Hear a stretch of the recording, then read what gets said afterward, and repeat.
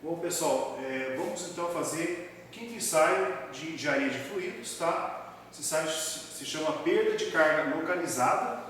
Significa que no escoamento de um fluido dentro de uma tubulação, a pressão cai ao longo, né, do seu comprimento, né? E a presença de dispositivos faz com que ocorra também a perda de pressão, a queda de pressão no escoamento desse fluido. Esse dispositivo pode ser uma contração, uma expansão, uma válvula e por aí vai. Um cotovelo, né, uma mudança brusca da direção do escoamento e por aí vai. Então o objetivo é calcular o coeficiente K de perda de carga circular para alguns dispositivos ou obstáculos, tá? Então aqui se encontra, como eu falei, uma válvula de gaveta, uma contração, uma expansão da tubulação, né? Ou também pode ser cotovelos, etc. Né? A perda de carga localizada ela é dada por essa forma, tá? Dada em metros, tá? Onde o nosso K é o nosso coeficiente de perda de carga singular, o K. V é a velocidade média do escoamento e G é a aceleração da gravidade. Da primeira lei da termodinâmica, adotando-se certas hipóteses simplificadoras como regime permanente, escoamento incompressível, o escoamento se encontra em uma dada linha de corrente, sem trabalho, né? A gente chega nessa expressão aqui, né, sem o ΔH, que se chama a equação de Bernoulli. Tá? Quando eu incluo a perda na equação de Bernoulli, eu considero as perdas que foram desconsideradas quando eu deduzi e saí da primeira lei para chegar na equação de Bernoulli, que vai até aqui, daqui até aqui. Quando eu incluo o ΔH, que é a minha perda, né, significa que eu volto na equação da energia. Tá? Essa perda pode ser calculada através das perdas localizadas, através desses dispositivos, ou através das perdas distribuídas que ocorrem numa tubulação retilínea. Então aqui eu tenho a minha equação de Bernoulli, que agora virou uma equação de energia, porque agora estou considerando as perdas do lado direito.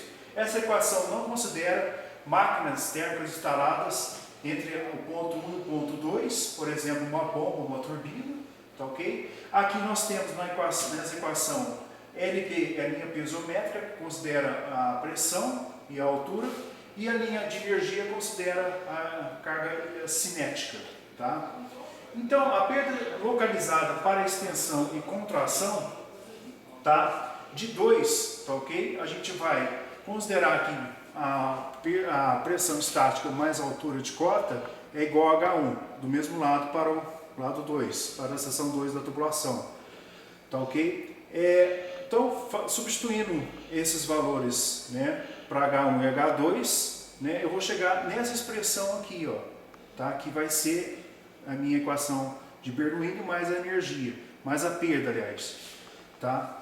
Então o que acontece? Eu vou isolar o ΔH e vou chegar nessa expressão aqui, tá? De 3 dessa expressão e dessa expressão aqui, eu vou calcular o meu H, que é o meu coeficiente de perda de carga singular que a gente quer calcular para os diversos dispositivos para um dado escoamento, ou seja, para um dado número de Reynolds. Então aqui vocês vão ver meu K, né, a gente expandiu ele, né? Quando eu tenho uma contração e uma expansão da minha seção transversal da minha tubulação, o K é dado por essa expressão, 2G vezes o H1 menos H2, a diferença de velocidades, dividido pela velocidade ao quadrado, considerando o diâmetro menor, porque quando eu tenho contração e expansão, eu vou ter 2 diâmetros. Quando eu não tenho uma contração e expansão, ou seja, da seção 1 até a seção 2, né, quando eu tenho o mesmo diâmetro, o que acontece? Essas parcelas somem, tá, okay? Considerando o regime permanente. Então, a minha perda de carga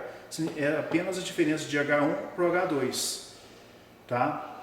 Aqui, relembrando a literatura, a perda de carga distribuída, né, como eu falei, é dado em tubos retilíneos e é dado por essa fórmula clássica da literatura, dada a equação de Darcy, que é dado em metros, F é o fator de atrito, L é o comprimento da tubulação entre a seção 1 e 2, onde vai haver a perda de carga, D é o diâmetro dessa tubulação, V é a velocidade média, né, na seção transversal do fluido e G é a aceleração da gravidade. Para mim calcular a perda de carga, né, dado em metros, né, se o meu escoamento for abaixo de velocidades ou o escoamento laminar, o F é calculado por apenas essa forma, 64 por Reynolds. Se o meu escoamento for turbulento, né, ou seja, altas velocidades, para mim calcular a perda de carga ΔH para uma perda distribuída numa tubulação retilínea, meu fator de atrito ele é dependente do número de Reynolds e da rugosidade relativa da minha tubulação. Então, toda tubulação, quanto mais velha ela for, ela vai ter uma rugosidade nas paredes. E isso vai influenciar na perda de carga do escoamento para tubos retilíneos, que é a minha perda de carga distribuída. A perda de carga localizada significa que eu vou ter perda devido aos diversos dispositivos, como eu falei aqui no início, como válvula, cotovelos e por aí vai. Regime permanente, tá? Considerando que a maioria dos equipamentos trabalham no regime permanente, eu tenho que minha vazão em massa, kg por segundo, é igual a massa específica vezes a vazão volumétrica, que é igual a massa específica vezes a velocidade vezes a área da seção transversal do escoamento. Se eu tenho um regime permanente, essa aqui é a minha equação da continuidade, significa que a vazão máxima de entrada é igual a vazão máxima de saída. Ou seja, e também se eu tenho que o meu fluido é um fluido incompressível, né, significa que a variação da massa específica no tempo é igual a zero. Então, calculando o número de Reynolds, é um dos objetivos também desse ensaio, além de calcular a carga singular para algum dispositivo, que é o K. Né? O número de Reynolds, a gente viu no ensaio anterior, é a massa específica vezes a velocidade média, tá, da seção transversal do escoamento, e o diâmetro hidráulico, que no caso de seção circular é o próprio diâmetro interno da tubulação dividido pela viscosidade absoluta ou dinâmica.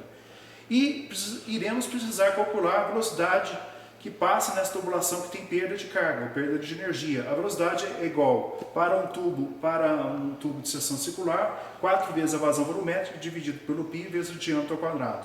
Calculando essa velocidade, né, antes a gente calcula a vazão volumétrica, né, do volume coletado num certo tempo, calculamos a velocidade, o diâmetro é fixo, né, jogamos aqui, temos a massa específica e a viscosidade absoluta dada em função da temperatura, podemos tirar de formas empíricas ou de vários livros, e o diâmetro é fixo, a gente calcula o número de Reynolds, tá ok? Calculando o número de Reynolds, a gente vai saber qual regime se encontra. Aqui, né, eu esqueci de falar, é o diagrama de Moody, tá? A gente tem esse diagrama de Moody que serve para calcular o fator de atrito em função do número de Reynolds para diversas rugosidades. Então, se eu tenho, ou eu posso calcular o fator de atrito através de fórmulas, ou através de processos interativos, ou através de fórmula explícita para o fator de atrito F, ou posso ir direto no diagrama de Moody. Para então o escoamento laminar, a gente vê que o fator de atrito depende apenas do número de Reynolds, como eu falei aqui em cima. E para escoamento turbulento, à medida que cresce o número de Reynolds, né, o fator de atrito F, ele depende também da rugosidade relativa, que é a rugosidade média medida nas paredes da tubulação interna, sobre o diâmetro da seção transversal.